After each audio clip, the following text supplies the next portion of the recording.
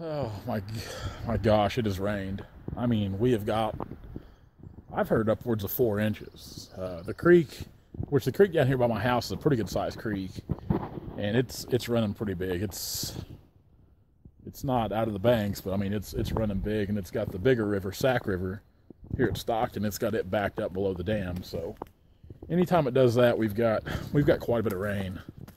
Mud holes are filled up, so it's going to take a day or two for all this to dry out before we can get back to doing some logging.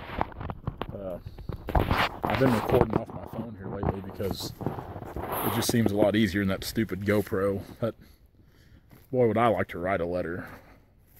That high dollar piece of junk.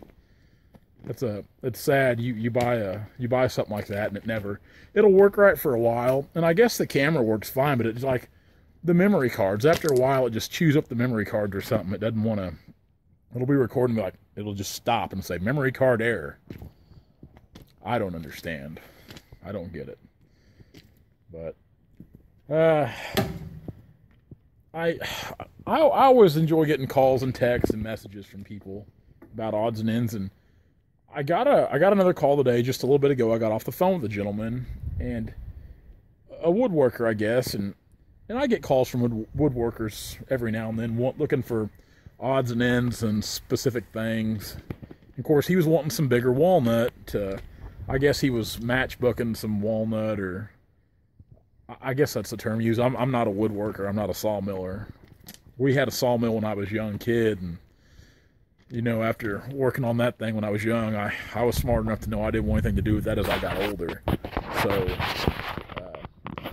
yeah, so I don't care to be in the sawmilling business, but yeah, he was looking for some just some odds and ends walnut pieces, some big pieces too. But yeah, that's the thing. I've had people call me, and I've had some people from overseas call me wanting logs, and they'll call you and I had a gentleman call me one time they were wanting walnut logs, but everything I think had to be, I want to say 36 inches and bigger in diameter. I'm like, ugh. I'm like, all that stuff's about gone. I mean, we cut a lot of walnut timber, as you guys know that watch our channel, and that big walnut stuff's just gone. It's not here anymore. We rarely ever see that big walnut. Every now and then we'll come across something that's big. And on the job we're at now, I think we cut one here. It's probably been close to a month ago. I think it was right at 42 inches. Just short-bodied, rough log. Grew out in the pasture. Just a gun log. Just a big gun log, rough log. Or what we call a tabletop log now, because that's what they'll do with it. They'll cut it in heavy lumber and make tabletops. I believe that piece is bound for Germany, if I'm not mistaken. So, and I enjoy trying to find people odds and ends if they're looking for something, because, yeah, I do. I mean, I like working and dealing with people in all aspects of, wood and timber, whether it be on the logging side of things, the timber tracker side of things, logger threads, just all that stuff. I enjoy being in the timber business, being a part of all of it, just every bit of it.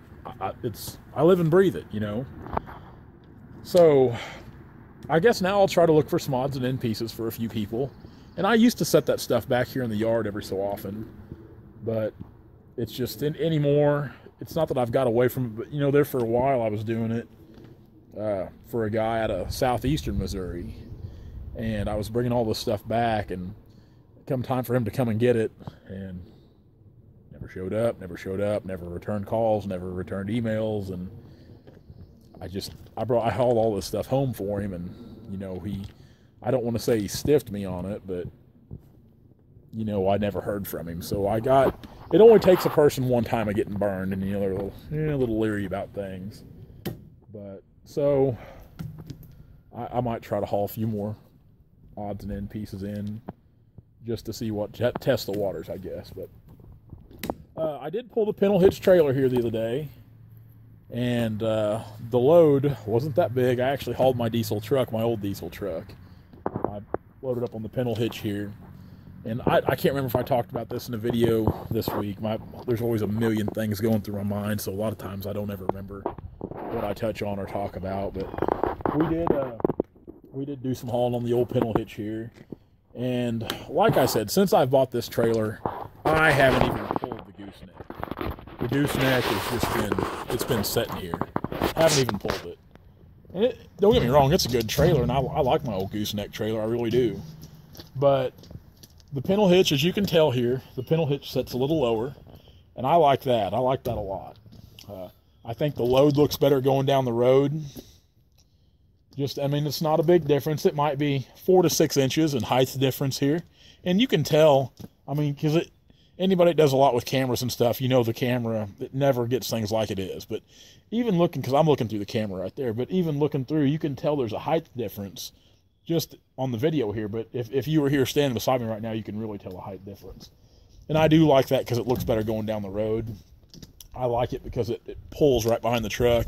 And I will say this 550 here, it don't even know it's back there, which, don't get me wrong, my other diesel truck, it's not like I'm pulling a big load, you know. We don't need a flag car in front of us, you know, with the gumballs on, but it did pull it really well, and I'm chomping at the bit to pull a load. Part of me just wants to go out to the job site and load a skidder up and run around, just drive around town, because I'm that anxious to actually get a load behind that truck, just to really test the waters and see what it'll do. And the truck doesn't even have 1,000 miles on it yet. It doesn't, because I haven't had anywhere to go this week with all the wet weather. And still, if I've got to drive a ways off to look at timber, most of the time I'll drive my Toyota just because it gets better fuel mileage. And used to, I drove it because it was more comfortable, but that diesel truck there is pretty comfortable to ride in. I'm not going to lie. And I had somebody ask me here a while back, you know, I started using ratchet boomers, which these were actually given to me. These weren't something I bought. These were given to me, and I haven't even used them yet. But if we look here, you can see the ratchets I use here. And man, I like them. I like the ratchet boomers. I've still got some of what I call the old chin splitters. I've still got some of them that I use, but man, I like the ratchet boomers because I'm real particular about how I boom down a load, and I like it to all be tight. I mean, I like hauling stuff. I mean, I do.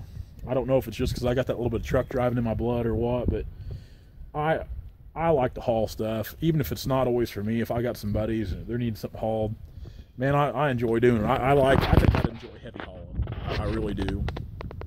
But I'm always real particular about how I boom down a load and secure the load. So, and the thing I like about ratchet boomers, you can almost get the load too tight, because I mean, you can really cinch that thing down. And I'll say that because you can crack the boards on these trailers. You can, if you got like the blade down or the grapple down, your attachments, you can cinch that thing down so tight it's starting to crack boards. So you really got to watch it in that aspect of things. But yeah, the truck seemed to do really well just pulling the old pickup behind it. I actually took the old pickup over to Bolivar, Missouri, to some friends of mine there at B&B. See here. B&B right there. Good friends of mine. My real dad actually hauls them a lot of cattle. But other than that, I always enjoy doing business with them. Great guys. I've known them a long time. Super good guys. We're all about the same age, so. But I haul the truck over there. Hopefully we can get rid of it.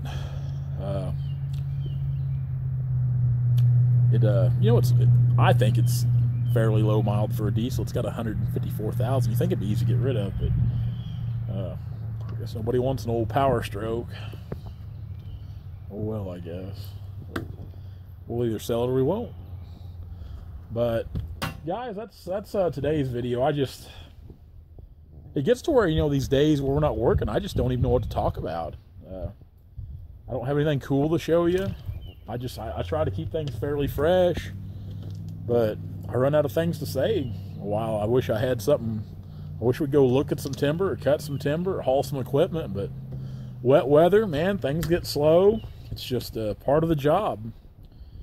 So I guess that's it for today. I'm not going to make any promises for a Sunday video, but I'll definitely have something Monday if I don't have anything tomorrow.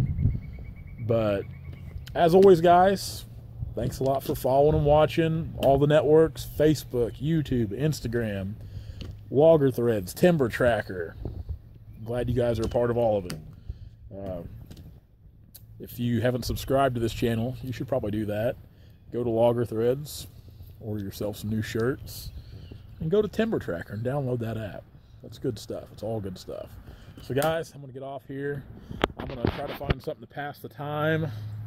Probably watch some TV with the dogs. They're in the house right now. Old Bloodhound, she don't want to do much. You know, even before she got shot here a month and a half ago, she was lazy. So it's not like getting the shot slowed her down.